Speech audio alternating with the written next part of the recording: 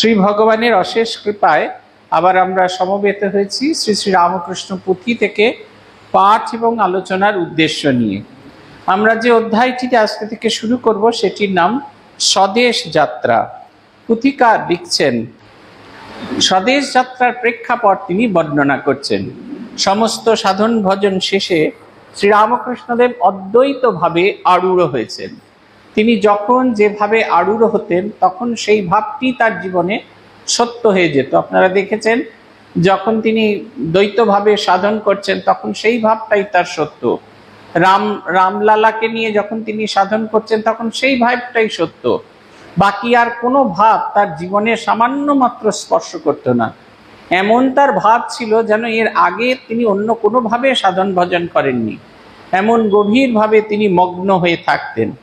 শ্রীরামকৃষ্ণের কাছে এটা আমাদের কাছে সবচেয়ে বড় শিক্ষণীয় জিনিস। আমাদের দেখবেন আমরা যখন যে কাজটা করি সেটা ছাড়া আমাদের মন অন্য জায়গায় ঘোরাফেরা করতে থাকে। আপনি মন্দিরে এসেছেন, সন্ধ্যারতি দেখবেন ভেবেছেন, কিন্তু যখন ওই সর্বমঙ্গলে হচ্ছে ততক্ষণ পর্যন্ত আপনার মন আর মন্দিরের ভেতরে নেই। আপনার মন চলে গেছে অটো স্ট্যান্ডে।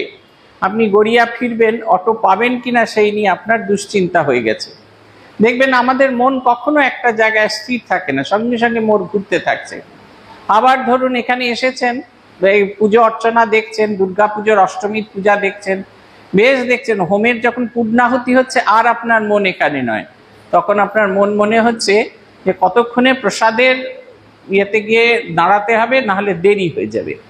এটা দোষের কিছু নয়, এটা আমাদের মনের এইরকম অবস্থা, পারপ্লেক্স নেচার, সবসময় ভেঙে যাচ্ছে। মনের একটা অংশ এক জায়গায় আর বেশিরভাগ অংশটা বাইরে। পুথিকার বলছেন শ্রীরামকৃষ্ণের কাছে এটাই শেখার জিনিস। তিনি যখন যে কাজটা করছেন সেই কাজটা সত্য এবং তাতে তিনি ডুবে আছেন, তার আলাদা করে কোনো সত্তা খুঁজে পাওয়া যাচ্ছে না। এই যে অদ্বৈতভাবে তিনি সাধন ভজন করছেন, অদ্বৈত মতে তিনি সাধন ভজন করছেন, তিনি যে পূর্বাপর কোনো দ্বৈত মতে সাধন ভজন করেছিলেন এই কথাটাই তার মনে পড়ছে না। তিনি একবারে ডুবে আছেন। বলছেন পুথিকার, বলছেন কিরকম, উদাহরণ দিচ্ছেন যে একটা গাছে অনেক পাখি বাসা বেঁধেছে। রোজ সকাল হওয়া মাত্র পাখিরা সেই গাছ ছেড়ে বাইরে চলে যায় খাবারের খোঁজে, খাবার খুঁজতে বেরিয়ে যায়। ঠিক সেই রকম যেন তার দেহবৃক্ষ থেকে তার আত্ম পাখি তিনি বেরিয়ে পড়েছেন পরমাত্মার খোঁজে। তিনি যেন অনুসন্ধান করে চলেছেন, শরীরটা পড়ে আছে। পাখিরা যখন গাছ ছেড়ে চলে যায় তখন পাখিদের উপস্থিতি গাছে যেমনি বোঝা যায় না, ঠিক সেই রকম ভাবে শ্রীরামকৃষ্ণের আত্মস্বরূপ যখন পরমাত্মার অনুসন্ধানে রত হয়েছেন তখন তার শরীরে আর কোনো রকম জীবনের কোনো লক্ষণ খুঁজে পাওয়া যায় না। পুথিকার তাই বলছেন এইরকম সপ্তাহাধিক এইরকম সময় থাকেন, কেউ তার খোঁজ খবর নেন না। এমন সময় অলৌকিকভাবে এক সন্ন্যাসীর আগমন হলো দক্ষিণেশ্বরে। শ্রীরামকৃষ্ণকে দেখা মাত্র তিনি বুঝতে পারলেন এলো গভীর ভাব সমাধিতে মগ্ন।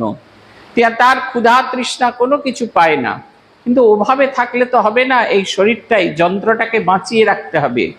যে কারণে আমরা হৃদয়রামের কাছে এত কৃতজ্ঞ, তার কারণ হচ্ছে হৃদয়রাম ছিলেন বলে এই শ্রীরামকৃষ্ণকে নিয়ে আজকে আমরা লীলাবিলাস করতে পারি। যতই হৃদয়রাম তাকে অত্যাচার করে থাকুন না কেন, যাই করে থাকুন, হৃদয়রাম ছিলেন বলে আজকে আমরা শ্রীরামকৃষ্ণকে নিয়ে যে আনন্দ করছি, লীলাবিলাস করছি। বা শ্রীরামকৃষ্ণ 12 বছর পরে তার সাধনার 12 বছরের শেষে আরো 14 বছর যে স্থূল শরীরে ছিলেন, এইটা সম্পূর্ণ দায়িত্ব, সম্পূর্ণ দায়ভার যায় হৃদয়রামের উপর। ঠিক সেই রকম একজন সন্ন্যাসী এসে উপস্থিত হলেন। তিনি শ্রীরামকৃষ্ণকে দেখে বুঝতে পারলেন ইনি গভীর ভাব সমাধিতে মগ্ন, কিন্তু উনি যেভাবে জীবন কাটাচ্ছেন এতে দীর্ঘদিন তিনি বাঁচবেন না, তার শরীর চলে যাবে। তখন তিনি তাকে বাঁচানোর একটা অনন্য উপায় করলেন, বেত্রাহার করতে থাকলেন, বেতের বাড়ি মারতে থাকলেন, বেত্রাঘাত করতে থাকলেন, বেতের বাড়ি তাকে আঘাত করতে থাকলেন। কিন্তু তিনি এমন গভীর ভাব সমাধিতে মগ্ন, তুলনা দেয়া হচ্ছে যখন ভূমিকম্প হতে থাকে তখন পাহাড়ের সেরকম ভাবে কিছু প্রভাব পড়ে না। পাহাড় যেরকম শান্ত স্নিগ্ধ থাকে, যদি ভূমিকম্পের খুব তীব্রতা হয় ওই পাহাড়ের চূড়া অনেক সময় ভেঙে পড়ে। যখন সেই চূড়া ভেঙে ওপর থেকে নিচে ভেঙে পড়ে তখন পাহাড় অনুভব করে যে একটা চেতনের ভাবনা চিন্তা সে অনুভব, নালে সে অটল অচল থাকে। ঠিক সেই রকম শ্রীরামকৃষ্ণকে প্রায় 6 ঘন্টা ধরে তিনি একটানা বেত্রাঘাত করার পরে ধীরে ধীরে তার মন সাধারণ ভূমিতে নেমে এলো। খুব সামান্য সময়ের জন্য তিনি দেখলেন এ সাধারণ ভূমিতে আসেন। যে মুহূর্তে সাধারণ ভূমিতে নেমে এলেন, সঙ্গে সঙ্গে এক মুঠো খাবার দলা পাকিয়ে শ্রীরামকৃষ্ণের মুখের মধ্যে দিয়ে দিলেন। সেই খাবার ধীরে ধীরে ধীরে ধীরে চলে গেল। তারপরে আর কিন্তু তিনি খাবার দিতে পারছেন না। খুব সামান্য কিছু খাবার দিয়ে তিনি শ্রীরামকৃষ্ণকে বাঁচিয়ে রেখেছিলেন। পুথিকার বলছেন, স্বভাবত প্রিয়তার অদ্বৈতের ঘর, মানব লীলায় গায়ে ভক্তির চাদর, চক্ষে দেখা ভক্ত সঙ্গে লীলা অভিনয়, ঘণ্টায় ঘণ্টায় যান অদ্বৈতে ছুটিয়ে, ধর্মমাত্রে সকলের সার পরিণাম, অমৃত সাগরবৎ অদ্বৈত জ্ঞান। বলছেন এটাই শ্রীরামকৃষ্ণের স্বরূপ। আমরা যে ভক্তিমান শ্রীরামকৃষ্ণকে দেখি এটা তার স্বরূপ নয়। আপনারা দেখবেন একটি ভারী সুন্দর জিনিস, যদি একটু ভালো করে লক্ষ্য করেন তাহলে অনুভব করতে পারবেন। স্বামীজিকে দেখলে মনে হতো যেন জ্ঞানই তার একমাত্র জীবনের সাধন। এই ভক্তিভাব এই সমস্ত কিছু তাকে পৌঁছতো না। এমনকি এই যে ভক্তি পূজা এসব নিয়ে স্বামীজির খুব ভয়ানক রকমের কমেন্ট পাওয়া যায়, যেটা শুনলে মনে হতো এই সব জিনিসের প্রতি তার সামান্যতম বিশ্বাসটুকু নেই। কিন্তু তার মতো ভক্তিমান খুঁজে পাওয়া কঠিন। একজন বক্তা ভারী সুন্দর কথা বলেছিলেন শ্রীরামকৃষ্ণ একটা চাদর পরেছিলেন। সেই চাদরের বাইরের দিকটা, যেমন আমাদের চাদরের দুদিকে দুরকম রং থাকে, সেই রকম সেই চাদরের বাইরের দিকটা ভক্তিতে মাখামাখি ছিল, আর ভেতরটা অদ্বৈত জ্ঞানে ভর্তি ছিল।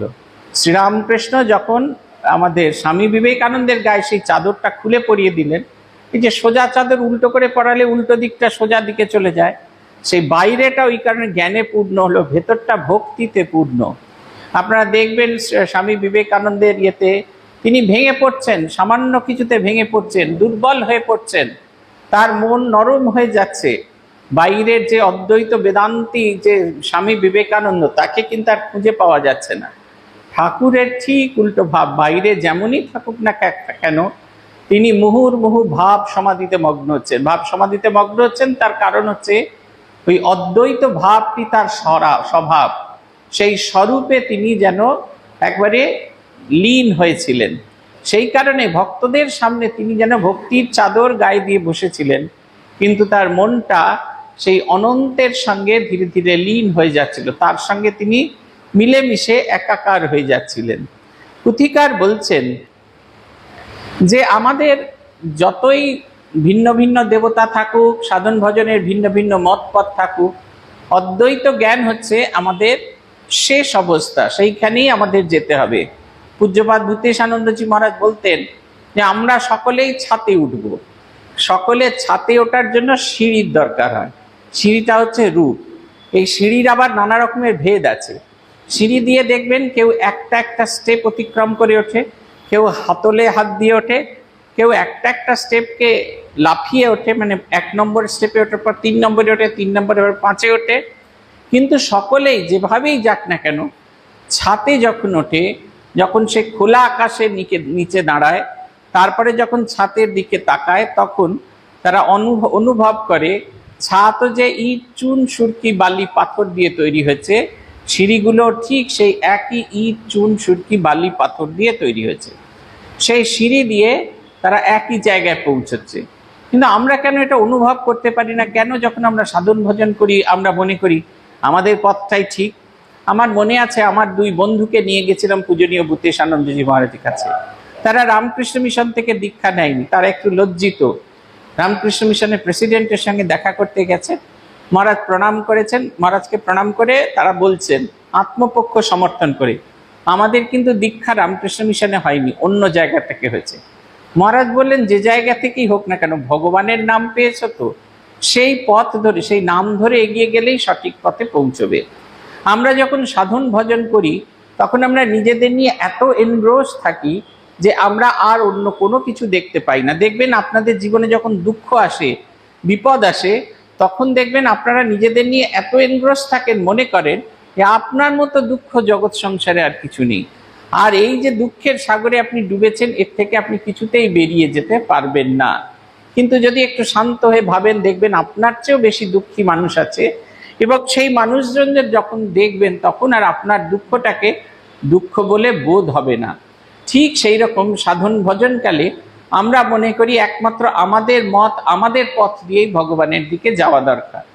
মাস্টারমশাই ঠাকুরের সঙ্গে তৃতীয় দিন দেখা হওয়াতে বলছেন যে সকলকে বুঝিয়ে দেওয়া দরকার, এই যে মাটির প্রতিমা, এটা আসলে প্রতিমা নয়, এটা একটা প্রতিমা মাত্র, ঈশ্বর এটি নন। ঠাকুর বলছেন তুমি কে বোঝাবার, তুমি নিজে বুঝতে পারো, আবার অন্যকে বোঝানোর দায়িত্ব নিয়েছে। আমরা যে যার মতে পথে সমর্থন নিষ্ঠা রেখে যখন পৌঁছবো, সকলেই গিয়ে সেই এক জায়গায় পৌঁছবো। পুথিকার লিখছেন, কেন আমরা ধর্মের প্রতি আস্থাহারা হয়ে পড়ি? কারণ ধর্মহারা ধার্মিকেরা ধর্মহারা, ধর্মে ব্যভিচার আনিয়া তুলিয়েছে ধর্ম রাজ্যে হাহাকার। এক ভিন্ন অন্য ধর্ম না পায় খুঁজিয়ে, ঈশ্বরেতে অনুরাগ মনোপ্রাণ দিয়ে। বলছেন যারা ধর্মাচরণ করেন, আচরণটাকে তারা এত বেশি ইম্পর্টেন্ট দেন, ধর্মের যে অন্তর্নিহিত ভাব সেটিকে তারা অত গুরুত্ব দেন না। আপনারা দেখবেন বাড়িতে কেউ যদি মারা গিয়ে থাকে, তাহলে আমরা ভীষণ রকম গুরুত্ব দিই, কোনোভাবেই যেন মাথায় তেল না পড়ে, হ্যাঁ, কোনোভাবেই যেন খাবার দাবার অন্য কিছু না হয়, বসবার জন্য কম্বলের আসন, এই সমস্ত কিছু করা, চুল টুল আঁচড়ানো যাবে না। কিন্তু এর মূল ভাব, এই যে আমরা অশৌচ পালন করি, এর মূল ভাব হচ্ছে তোমাকে হারিয়ে আমার মনে এত দুঃখ হচ্ছে যে চুল আঁচড়ানোর কথা আমার মনে পড়ছে না, ভালো পোশাক পরার কথা আমার মনে পড়ছে না, ভালো বিছানায় শোয়ার কথা মনে পড়ছে না, ভালো খাবার খেতে আমার ইচ্ছা হচ্ছে না।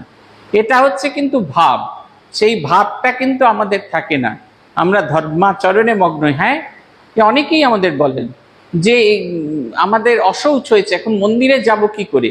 মন্দিরে সত্যি যাওয়া যাবে না, গর্ভ মন্দিরে যাওয়া যাবে না যেখানে কলস থাকে, কিন্তু প্রার্থনা গৃহে আসতে কোনো বাধা নেই, কেউ কোথাও বাধা দেয়নি।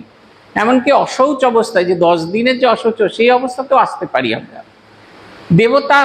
দেবতা স্পর্শ করা যাবে না, কিন্তু তার প্রতি যদি আপন বোধ হয় তাকে স্পর্শ করা যাবে। সেইখানে এই যে বিধি, সেইটা সেখানে কাজে লাগে না, লাগু হয় না। ভগবানের সঙ্গে আমার কিরকম রিলেশন, সেটা ইম্পর্টেন্ট। কিন্তু আমরা ধার্মিকেরা ধর্মাচরণকে এত ইম্পর্টেন্স দিয়ে ফেলেছি, এত গুরুত্ব দিয়ে ফেলেছি, ধর্মের ভেতর যে অন্তর্নিহিত সত্য সেইটা কখনো জানবার চেষ্টা করিনি। আর জানবার চেষ্টা করিনি বলে অন্যের কাছেও এটা প্রকাশ করতে পারি না। কারণ অন্যের কাছে আমার যে আমার যে একটা ভ্রান্ত ধারণা, এটা কিন্তু খুব পরিষ্কার করে বোঝা যায়। পুথিকার বলছেন, ঈশ্বরেতে অনুরাগ মন প্রাণ দিয়ে, এক ভিন্ন অন্য ধর্ম না পায় খুঁজিয়ে। ঈশ্বর প্রেমে মগ্ন যেবা সেই ধর্মবান, হিন্দু মুসলমান কিংবা খ্রিস্টিয়ান। বলছে আপনি যে ধর্ম মতই অনুসরণ করুন না কেন, যদি ভগবানে আপনার মন না থাকে, তাহলে কিন্তু আপনি ধার্মিক নন। আপনি চার্চে যেতে পারেন, আপনি মসজিদে যেতে পারেন, আপনি মন্দিরে যেতে পারেন, নিয়ম করে একাদশী, অমাবস্যা, পূর্ণিমা পালন করতে পারেন, কিন্তু আপনার মনটা যদি ধার্মিক না হয়, তাহলে কিন্তু আপনি যদি মনটা ঈশ্বরাভিমুখী না করতে পারেন, ভগবানের জন্য নিজেকে উজাড় করে না দিতে পারেন, তাহলে কিন্তু আপনি কোনো অবস্থাতেই ধার্মিক নন। একটি ভারী সুন্দর কথা শুনেছিলাম, পূজনীয় মহারাজ আমাদের বলেছিলেন, মনের মধ্যে এই বিশ্বাসটা পাকা করে রাখবে, তুমি শ্রীরামকৃষ্ণের এবং শ্রীরামকৃষ্ণ তোমার, আর আলাদা কোনো রকম কিছু নেই।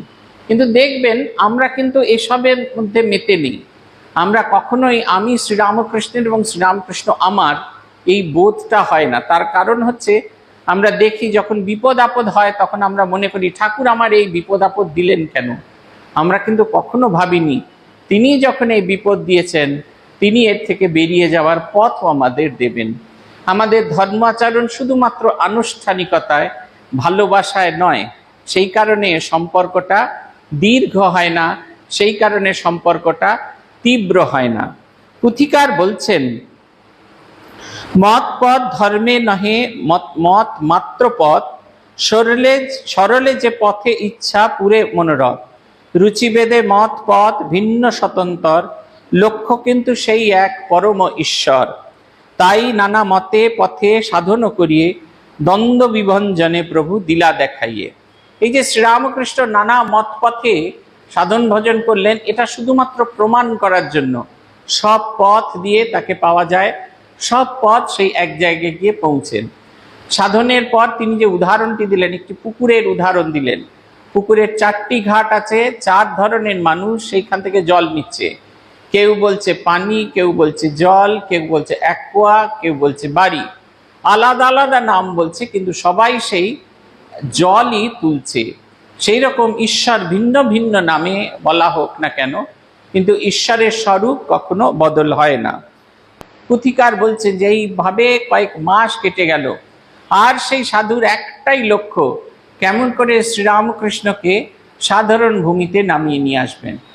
আর তার সাধন ভজন সমস্ত ঘুচে গেল, তার একটাই লক্ষ্য থাকলো, ঠাকুরের সেবা কেমন করে করবেন, কেমন করে তাকে সুস্থ রাখবেন।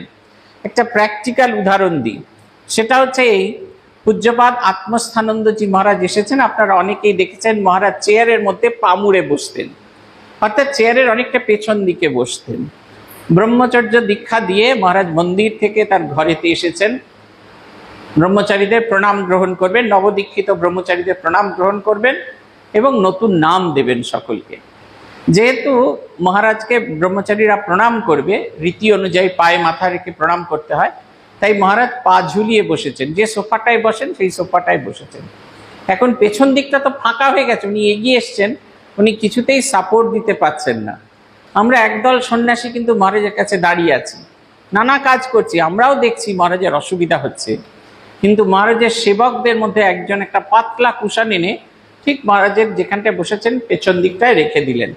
মহারাজ খালি ঘাড় ঘুরিয়ে থ্যাংক ইউ বললেন। যখন মহারাজ থ্যাংক ইউ বললেন, তখন আমরা অনুভব করতে পারলাম, দেখুন আমরাও কিন্তু ওইখানে দাঁড়িয়ে আছি, আমাদের মনের মধ্যে এই ভাবটা জাগলো না।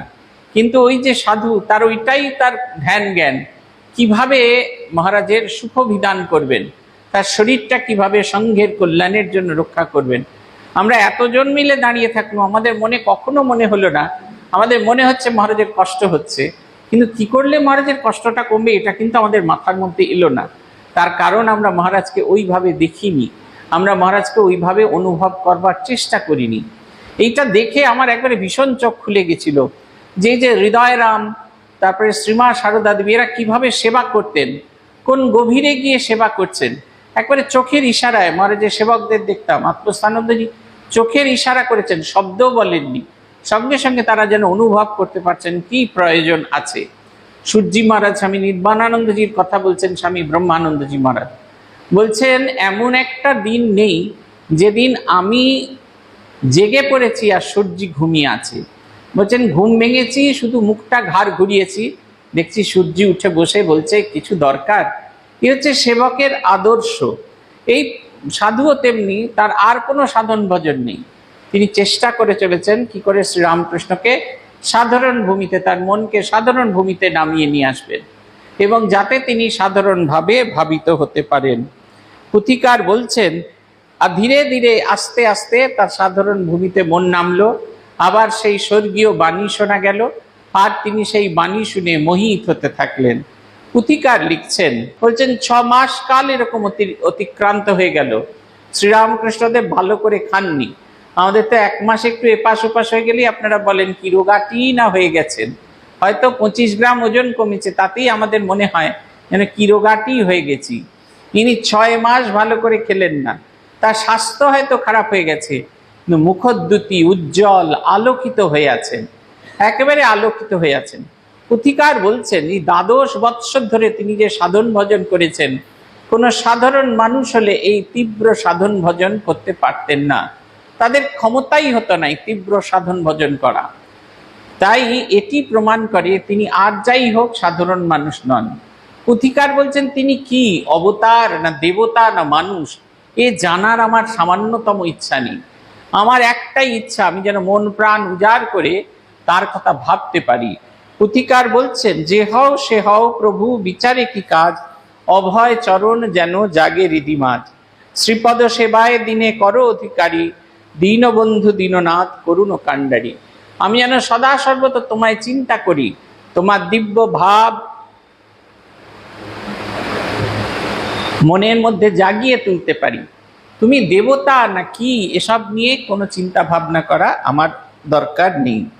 পুথিকার বলছেন, অতঃপর কি হইল শুনহ ঘটনা, দারুণ পেটের পীড়া দারুণ যন্ত্রণা, মথুর ধনাঢ্য ভক্ত ব্যয় অকাতরে, আনায় প্রসিদ্ধ বৈদ্য চিকিৎসার তরে, কিছুই না বুঝা যায় গোসাইয়ের খেলা, এ সময়ে বৈদান্তিক সাধুদের মেলা, যে জানে কোথায় ছিল এবে শ্রীগোচরে, আবাস মন্দির মধ্যে আদতে না ধরে, সকলে বেদান্ত মার্গী জ্ঞানীর আচার, অস্থিভাতি প্রীতি করে ব্রহ্মের বিচার, যেখানে বুঝিতে না রে দ্বন্দ্ব লাগে তাই, মৃদু মৃদু হাসে প্রভু বসিয়া খট্টায়, সরল ভাষায় পরে দেন বুঝাইয়ে, সাধুগণে জুড়ে কর মহাতুষ্টি হয়ে, এদিকে পীড়া পেটের পীড়া না হয় আরাম, চলিছে ঔষধ পথ্য সারে না ব্যারাম, হৃদয়ে মথুরে তবে যুক্তি কইল শেষে, প্রভুকে পাঠায় দিতে আপনার দেশে, দেশের মিঠানি জল বায়ু হিতকারী, পেটের পীড়ায়ের পক্ষে মহৌষধ ভারী, এত বলি শ্রীমথুর ভক্ত চূড়ামণি, ভক্তিমতী জগদম্বা মথুর গৃহিণী, জানিয়া প্রভুর ঘর শিবের সংসার, কিছুই নাহি কোথাকে সঞ্চয় ভাণ্ডার, বস্তা দরে নানা দ্রব্য যাহা প্রয়োজন, সলিতা খরিকা আদি সব আয়োজন, 2-3 মাসের মতো প্রচুর প্রচুর, সহৃদয় দেশে যাত্রা হইল শ্রীপ্রভুর, ভগবত পদলুব্ধা ত্যাগী সন্ন্যাসিনী, মায়ের মতন সঙ্গে চলিলা ব্রাহ্মণী। পুথিকার বলছেন, এদিকে তার শরীর তো মানবে না, এত কষ্ট সহ্য করেছেন, শরীর মানছে না, শরীর ভেঙে চুরে একেবারে তছনছ হয়ে গেছে। আমরা দেখেছি আমাদের একটি সাধুকে এমন সাধন ভজন করেছিলেন, দীর্ঘদিন ধরে সাধন ভজন করেছিলেন। তিনি মায়ের ক্ষেত দেখতেন, জয়রামবাটিতে মায়ের ক্ষেত দেখতেন। সমস্ত দিন তার মায়ের যাতে সবজি ঠিক মতো হয়, মায়ের ক্ষেতে যাতে ধান ঠিক মতো হয়, এ ভিন্ন তার আর কোনো সাধন ভজন ছিল না। ভুলেই গেছেন জল খেতে, ভুলেই গেছেন ঠিক সময় বাথরুমে যেতে। এই দীর্ঘদিনে চলতে চলতে চলতে চলতে এই ইউরিনারি ট্র্যাক্টে তার একটা ক্ষত হলো, সেখান থেকে সেটা ক্যান্সারে রূপান্তরিত হলো। তখনও পর্যন্ত উনি যাননি ডাক্তারের চিকিৎসায়। যখন একবারে অসহ্য হয়ে পড়লেন, যখন আর উঠে বসতে পারলেন না, তখন এইটা করতেন। এত দেরি করে গেলেন, তাকে আর কোনোভাবে বাঁচানো গেল না। কিন্তু তার মনের ভেতরে একটা অদ্ভুত প্রসন্নতা আমরা দেখেছি।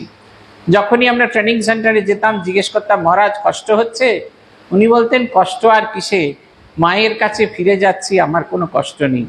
আমি মায়ের কাজ করেছি, মায়ের কাজে আমার শরীর ক্ষয় হয়েছে, মা আমাকে কোলে তুলে নেবেন এই বিশ্বাস আমার আছে, মায়ের কাজে ফিরে যাচ্ছি। আমরা দেখেছি একেবারে শরীর ভেঙে চুরে তছনছ হয়ে গেছিল। তিনি তাকে যে কেমোথেরাপি দেওয়া হতো, সেইটুকু নেবার মতো ক্ষমতা তার শারীরিক ক্ষমতা ছিল না। এই রকম অবস্থা আমরা তার দেখেছি। একেবারে ভুলে গেছেন, তার কাজ করতে গিয়ে, সেবা করতে গিয়ে নিজেকে সম্পূর্ণ ভুলে গেছেন, বিভোর হয়ে ডুবে গেছেন সেই মাতৃ অনুধ্যানে। পুথিকার বলছেন, এদিকে শ্রীরামকৃষ্ণদেবের শরীর খারাপ, ডাক্তার বদ্যি সমস্ত দেখানো হচ্ছে, কিন্তু ঠিক এই সময় দক্ষিণেশ্বরে একদল বেদান্তবাদী সাধু এসে উপস্থিত হলেন। তারা রোজ নিজেদের মধ্যে চর্চা করেন অস্থি ভাতি প্রিয়। তারপরে যখন নিজেদের ভেতরে দ্বন্দ্ব হয়, তারা শ্রীরামকৃষ্ণের কাছে যান। ঠাকুর খাটিয়ায় বসে মিষ্টি মিষ্টি করে হেসে সরল কথায় তাদের দ্বন্দ্বের সমাধান করে দেন। তারপরে আবার তারা আনন্দে মগ্ন হয়ে চলে যান। দিন দিন তার শরীর খারাপ হওয়াতে ডাক্তারদের পরামর্শ মতো বায়ু বদল স্থির হলো। মথুরানাথ তার স্ত্রী জগদম্বা দাসীকে বললেন যে শ্রীরামকৃষ্ণদেবের দেশের বাড়ি কামারপুকুরে, অভাব হচ্ছে তার নিত্য সঙ্গী, অতএব তিনি এইখানে যে লাইফস্টাইল মেনটেন করেন, ঠিক একই লাইফস্টাইল মেনটেন করতে হবে ওখানে। তাই দাঁত খটকে থেকে প্রদীপের সলতে পর্যন্ত যত রকমের জিনিস লাগে বস্তা বস্তা করে 2-3 মাসের জন্য পাঠানো হলো। হৃদয়রামকে সঙ্গে পাঠানো হলো এবং শ্রীরামকৃষ্ণকে দেখবার জন্য তার সঙ্গে গেলেন ভৈরবী ব্রাহ্মণী। পুথিকার লিখছেন, বলছে প্রথমে চিঠি পাঠানো হলো যে গদাই আসছে। গদাই আসছে এই সংবাদ পেয়ে সারা কামার পুকুরে যেন আলোড়ন সৃষ্টি হয়ে গেল। বলছেন দিক চক্রবালে যখন দিন শুরু হয়, দিক চক্রবালে যখন সরু আলোর রেখা দেখা যায়, সেই সরু আলোর রেখা দেখে পাখিরা ঘর ছেড়ে গান গাইতে গাইতে বেরিয়ে পড়ে। ঠিক সেই রকম যখন শ্রীরামকৃষ্ণ আসছেন তার আগমন বার্তা শ্রবণ করে গ্রামবাসী সকলেই শ্রীরামকৃষ্ণের গল্প, শ্রীরামকৃষ্ণের গাথা তারা গাইতে শুরু করলেন। একে অপরে পূর্বস্মৃতি সেই সমস্ত কিছু নিয়ে তারা আলোচনা করতে শুরু করলেন। এক অদ্ভুত পরিবেশ তৈরি হলো। তাদের যে নিত্য দিনের যে দুঃখের আখ্যান, তাদের নিত্য দিনের যে অভাবের আখ্যান, সব ভুলে গেলেন। এক চিন্তায় তারা ডুবে রইলেন। গদাধর আসছেন তাদের মাঝখানে। পুথিকার বলছেন গ্রামের মেয়েরা গদাইকে বিশেষ করে ভালোবাসতো। কেন গদাইকে ভালোবাসতো? তার কারণ হচ্ছে গদাই ছিল তাদের কাছে মুক্তির চাবিকাঠি। মুক্তি তারা দেখতে পেত। বাল্য বিধবা অথবা বাড়িতে আছে, সারাদিন কাজকর্ম করে, আর তাদের অন্য কোনো জগৎ নেই। অবসর পেলে তারা কুটকাচালি করতে থাকে। গদাই কি করে? গদাই নানা জায়গায় গিয়ে নাটক, যাত্রা, অভিনয় দেখে আসে। স্মৃতিধর সেই সব নাটক, যাত্রা তাদের সামনে গিয়ে পুনরাভিনয় করে। তারা এক নতুন জগতের সন্ধান পায়। কৃষ্ণকে, সুদামাকে কেমন ভালোবাসা ছিল, শ্রীমতী রাধা তার শ্রীকৃষ্ণকে কিরম ভালোবাসতো, এই যে সব গল্প যা তারা কোনোদিন শোনেনি, যে কথা তাদের কেউ শোনায়নি, এই বাইরের জগতের গল্প তাদের কাছে বলতেন। তাই শ্রীরামকৃষ্ণ আসছেন, গ্রামবাসীরা যেমন পুলকিত, মহিলারা বিশেষ করে পুলকিত। তারা যাচ্ছেন, লুকিয়ে যাচ্ছেন, পাছে তাদের যাওয়াটা যেন কেউ দেখতে না পায়। তারা ফুলমালা তৈরি করে, ফুলের হার তৈরি করেছে, ঘরে তৈরি করেছে মিষ্টি, সেই সব নিয়ে আঁচলের মধ্যে লুকিয়ে চলছে। পুথিকার বর্ণনা করছেন গদাইয়ের সাথে এদের সম্পর্ক কিরকম। বলছেন বাড়িতে যখন আপনি চিড়ে দই মাখেন, তখন যখন মাখা হয় তখন আলাদা আলাদা থাকে। চিড়েটা ভিজিয়ে আলাদা করেছেন, তাতে দিয়েছেন ওই যে মিষ্টি খই যেগুলো হয়, মুরকি, সেইগুলো দিয়েছেন, তারপরে তাতে চিনি দিয়েছেন, তারপরে তাতে একটু দুধ দিয়েছেন, শেষকালে দিলেন জল আর বাতাসা ভেঙে দিলেন। প্রত্যেকটা আলাদা আলাদা বস্তু, কিন্তু যখন মিশ্রিত হয়ে গেল তখন আপনি চিড়ের গা থেকে ওই দই আর বাতাসা বা তার মিষ্টতা, এগুলোকে কিছুতেই আলাদা করতে পারছেন না। বলছেন শ্রীরামকৃষ্ণের সঙ্গে তার ভক্তদের ঠিক এই সম্পর্ক, এমনভাবে সম্পৃক্ত হয়ে গেছে, ভক্তদের থেকে তাকে আলাদা করা কোনোভাবে যাচ্ছে না। সেই কারণে তাদের বিশেষ ভালোবাসা, গদাই ঠাকুর তাদের মাঝখানে এসে পৌঁছচ্ছেন। পুথিকার বলছেন 8 বছর তিনি গঙ্গাকুলে বাস করছিলেন। অনেকে মনে করেছেন 8 বছর কাল যে দীর্ঘ সাধনা করেছেন, তাদের গদাই আর সেই পুরাতন গদাই নেই, সেই গদাইয়ের বদল হয়েছে। তারা শুনেছে এ হাসে, কাঁদে, নাচে, গায়, নানা রকম অবস্থা তার হয়, তাহলে সে তার আর আগের মতো নেই। তাহলে এই যে গদাই আসবে, তাহলে এই গদাইকে তো তাহলে চিনতে পারা যাবে না, যে গদাইকে তারা দেখেছিল তারা চিনতে পারবে না। আধপাগল বোধহয় মনে একটা মানুষ আসছে দক্ষিণেশ্বর থেকে এই কামার পুকুরে। তারা চক্ষু কর্ণের বিবাদ ভঞ্জন, যা তারা শুনেছিল, যা তারা কান দিয়ে শুনেছিল এবং কান দিয়ে শুনে যেটা মনে মনে দেখেছিল, সেইটির বিবাদ ভঞ্জন করার জন্য তারা কামার পুকুরে গদাইয়ের বাড়িতে এসে উপস্থিত হলেন। এসে তারা অবাক, বললেন যে সেই সে মহান মূর্তি, সেই সরলতা, সেই মিষ্ট সম্ভাষণ নাশে হৃদি ব্যথা। বলছেন কই, তেমন তো বদল হয়নি, ঠিক তেমনি সুন্দর দেখতে আছেন, তেমনি করেই হাসে। এমনকি আগে যখন তিনি কামার পুকুরে ছিলেন, যেভাবে সকলকে সম্ভাষণ করতেন, সেই রকম ভাবে তিনি সম্ভাষণ করছেন। কই, কিছু তো বদল হয়নি, তাদের চোখে কিচ্ছু বদল হচ্ছে না। বলছেন সেই হাসি, সেই খুশি, চন্দ্রিম বদন, সেই সুমিষ্ট দৃষ্ট মহিচাহি মন। বলছেন তার সেই হাসি আর চন্দ্রিম বদন, চাঁদের মতো ঝকঝকে উজ্জ্বল একটা চেহারা। বলছেন এমন এক চেহারা, চন্দ্রিম বদন শব্দটা ব্যবহার করার কারণ আছে। সূর্য এবং চাঁদ দুটোই আলোক দেয়, আমাদের হৃদয়কে আলোকিত করে, কিন্তু একটা জায়গায় বেসিক ফারাক থাকে। সূর্যের আলো বেশিক্ষণ চোখে দেখা যায় না, কিন্তু চাঁদের আলোতে চোখ স্নিগ্ধতা পায়, সে কখনো তার আর কোনো রকম কষ্ট হতে থাকে না। তাই বলছেন সেই চন্দ্রিমাবরণ, চাঁদের মতো স্নিগ্ধ সেই দৃষ্টি যা তারা আগে দেখেছেন। বলছেন সেই রঙ্গ পরিহাস, সেই সে উদ্দাম, সেই ভক্তি ভাবোচ্ছ্বাসে ঈশ্বরের নাম। বলছেন তিনি যেরকম আগে মজা করতেন সেই রকম মজা করতেন। আমাদের মনে আছে পূজ্যপাদ ভূতেশানন্দজি মাঝে বাইপাস সার্জারি হয়েছে, মহারাজজি ফিরে এসছেন, আর আমরা মনে করছি মহারাজ বোধহয় খুব কষ্ট হয়েছে, শারীরিক কষ্ট হয়েছে, মহারাজ আর আগের মতো মজা করবেন না, মহারাজ আর আগের মতো মজা করবেন না। কিন্তু গিয়ে দেখলাম আমাদের মহারাজের কষ্ট হচ্ছে খুব, কিন্তু তিনি তার মধ্যেও মজা করছেন, তার মধ্যেও আনন্দে মত্ত হয়ে গেছেন। এই কয়েক বছর আগেকার ঘটনা, পূজনীয় স্মরণানন্দজি মহারাজ, তখন মহারাজের খুব শরীর খারাপ, মহারাজ বড় একটা কথা বলেন না, কারুর সঙ্গেই কথা বলেন না। মহারাজ চেষ্টা করছেন তার বাম হাতে ঘড়িটা পড়তে, এমন সময় সেবক এসে হাত থেকে ঘড়িটা কেড়ে নিয়ে আবার পড়ার চেষ্টা করছেন। মহারাজ খুব মৃদু স্বরে বলেছেন, সেই যে যুগে, সেই বৃন্দাবন কালে, সেইখানে একবার দেখেছিলাম কেউ একবার ঝাঁপিয়েছিল, আবার আরেকজন ঝাঁপালো। বলছেন না সেবক সে বাঁদরের মতো আচরণ করছে, কিন্তু কি সূক্ষ্ম বিট, বৃন্দাবনে একবার তার ঘড়ি খুলে নিয়েছিল বাঁদরে, আবার এই সেবক এই কালে এসে তার হাত থেকে ঘড়িটা খুলে পড়াবে বলে। কিন্তু এই অত অসুস্থতার মধ্যে অদ্ভুত একটা বিট। আমরা যখন যেতাম মহারাজের কাছে, মহারাজ আমাদের সঙ্গে খুব ভালো করে কথা বলতে পারতেন না। আমি যেহেতু মনসাদ্বীপ থেকে আসি, মনসাদ্বীপ সাপের জন্য প্রসিদ্ধ, মহারাজ আমাকে দূর থেকে দেখে এমনি করে দেখাতেন, সাপ দেখাতেন, মানে মহারাজ রিকগনাইজ করছেন, কিন্তু সেই শব্দগুলো প্রকাশ করতে পারছেন না। ঠাকুরের ঠিক সেই রকম অভাব, ঠাকুর এসেছেন সেই আনন্দেতে একদম মগ্ন হয়ে আছেন, যেমন সেই ঈশ্বরীয় আনন্দেতে তিনি তখন মগ্ন হয়ে থাকতেন, ঠিক সেই রকম কোনো পরিবর্তন নেই। সকলের সাংসারিক কুশল প্রশ্ন জিজ্ঞাসা করতেন, সেইখানেই থামছেন না। যেমন তখনও উপদেশ দিতেন কি করে সংসারে ভালো থাকা যাবে, সেই রকম উপদেশে তিনি মগ্ন হয়ে আছেন। পুথিকার বলছেন সেই সব মেয়েরা যারা বিশেষ কৃপা প্রাপ্ত, আমাদের মহারাজরা বলতেন স্পেশাল স্টুডেন্টস, শ্রীরামকৃষ্ণের স্পেশাল স্টুডেন্ট, তারা লুকিয়ে লুকিয়ে আসতো।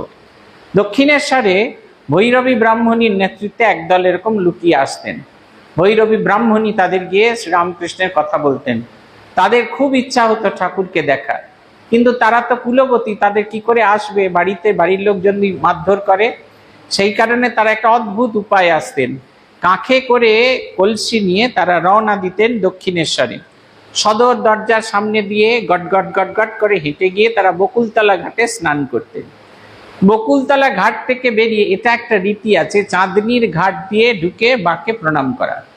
দারোয়ানরা দেখতো যে তারা বকুলতলার ঘাট থেকে স্নান করে হেঁটে চাঁদনির ঘাটের দিকে যাচ্ছেন।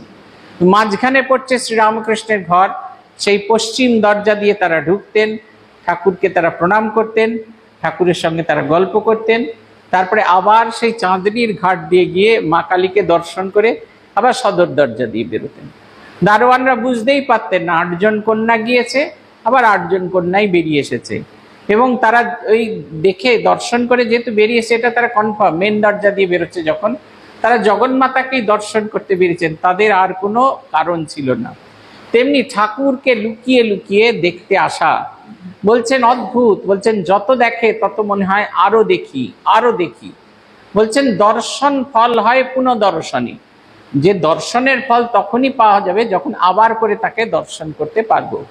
আমাদের মনে আছে যখন প্রথম প্রথম মঠে যাওয়া শুরু করি, মহারাজরা আমাদের এত ভালোবাসতেন, তখন স্কুল কলেজের মাস্টারমশাইদের আর একদম ভালো লাগতো না, বাড়ির লোকেদের তো একেবারেই ভালো লাগতো না।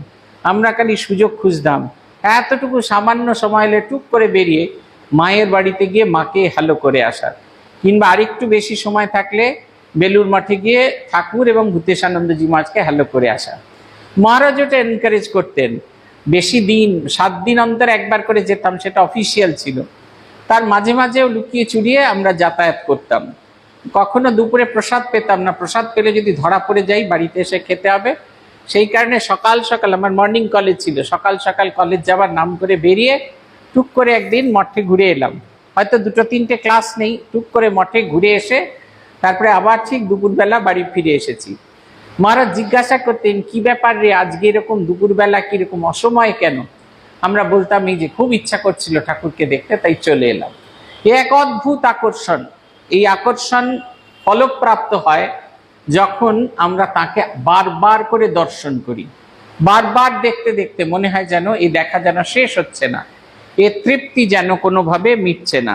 আমি একটা উদাহরণ দিয়ে আপনারা খুব রাগ করেন, সেটা হচ্ছে এই উত্তর কলকাতার লোকেরা খুব ওই খায়, ওই যে কি বেশ বলে, এক ধরনের চপ খায়, এক ধরনের ওই কচুরি, খাস্তার কচুরি খায়।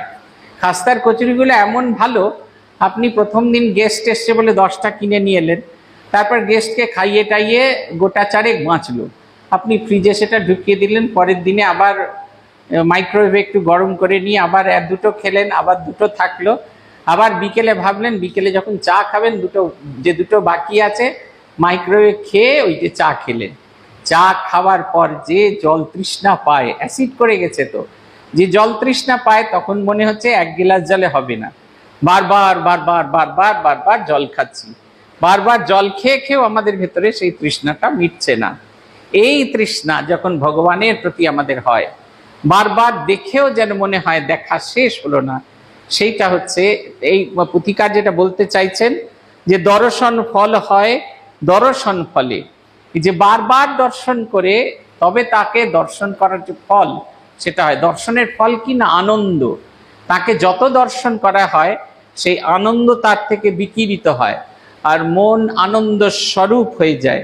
পুথিকার বলছেন যে আনন্দে ভরপুর হয়ে গেছে। কামারপুকুরবাসী, কামার ঠাকুরের বাড়ির লোকজন তারা মনে করছেন শুধু একমাত্র আমরাই কেন এই আনন্দে ভরপুর হয়ে থাকি, আমাদের তো এই আনন্দ তো দরকার নেই, আরো কিছু আনন্দ থাকা দরকার।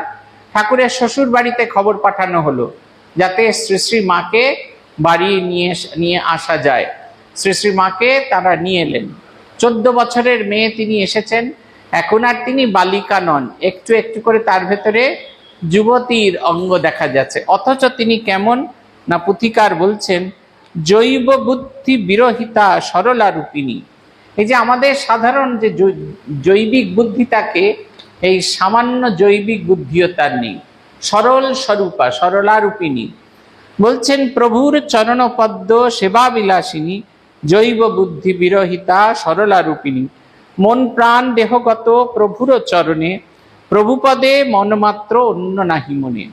আমাদের যেরকম হয় ভগবানের করছি, ঠাকুর পূজার কাজ করছি, আপনারা বললেন যে দেখো আমাদের পাঠচক্রে আজকে ঠাকুর পূজা হবে, তা আপনাদের ভাগ করে দেওয়া আছে, ফল কাটবে, ও ফুল সাজাবে, ও চন্দন ঘষবে। আমাদের কিন্তু যত ফল কাটা ফুল কাটাই যাই হোক না কেন, গল্প কাটাতে আমাদের কিছুতেই কম হয় না। ফল কাটছেন, হঠাৎ করে একজন, ও দিদি তুমি কখন এলে, ও দাদা আপনি কখন এলেন, ডিয়ারনেস অ্যালাউন্স পেয়েছেন, আমরা ভুলেই গেছি, আমরা ভগবানের সেবায় মগ্ন হয়েছি। এটা বলা অন্য কোনোভাবে নেবেন না, এটা বলা এই কথাটা বোঝানোর জন্য। মায়ের কিরকম বলছেন, মন জৈব বুদ্ধি বিরহিতা সরলা রূপিণী প্রভুর চরণপদ্ম সেবা বিলাসিনী। মন প্রাণ দেহগত প্রভুর চরণে প্রভুপতে মাত্র মন অন্য নাহি মনে। বলছেন একমাত্র অনন্য মন হয়েছে, অনন্য মন হয়ে তিনি শ্রীরামকৃষ্ণের সেবায় মগ্ন হয়ে আছেন।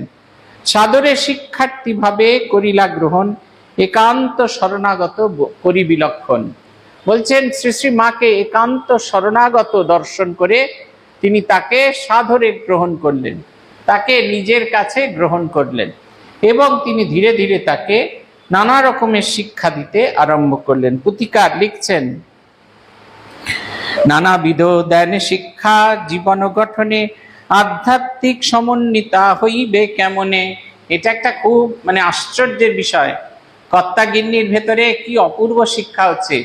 কর্তা গিন্নিকে শেখাচ্ছেন না যে কেমন করে সংসারে সকলের সাথে মিটমাট করে থাকতে হবে, তা নয়, আধ্যাত্মিকভাবে মনের জগতে কেমন করে উন্নত হবে, এইরকম কর্তা খুঁজে পাওয়া কঠিন। তিনি শেখাচ্ছেন নিঃস্বার্থ আদর যত্ন দিব্য সঙ্গ বলে অন্তরে সন্তোষ মার বাড়ে পলে পলে। বলছেন অদ্ভুত এক সেবা, কিচ্ছু চাইছেন না। যে আপনার গান আছেন, আপনারা মাঝে মাঝে গান, কিচ্ছু চাইনি আমি আজীবন ভালোবাসা ছাড়া, ওই যে ভালোবাসা চাইছি ওটাও তো চাইছি, এইটুকুও চাইছেন না, কিচ্ছু চাইছেন না, শুধু তার সেবা করতে চাইছেন, মন প্রাণ উজাড় করে তার সেবা করতে চাইছেন। এর বাইরে আর তার কোনো আকাঙ্ক্ষা নেই, এর বাইরে তিনি আর কিচ্ছু চাইছেন না। সমস্ত মন প্রাণ উজাড় করে তিনি সেই জগন্নাথের জগৎপতির সেবায় মগ্ন আছে। অল্পকাল মধ্যে মাতা কইল অনুভব, হৃদয়ে মাঝারে শান্তি সিন্ধুর উদ্ভব। ধীরে ধীরে তিনি আস্তে আস্তে অনুভব করতে থাকলেন, মনের ভেতরে যেন শান্তি সিন্ধু যেন জাগরিতা হয়েছেন। আপনারা অনেকেই দক্ষিণেশ্বরে মায়ের ঘর দেখেছেন। ওই ছোট্ট ঘর যে বারান্দাটা, তাতে 2 মানুষ সমান দরমার বেড়া ছিল।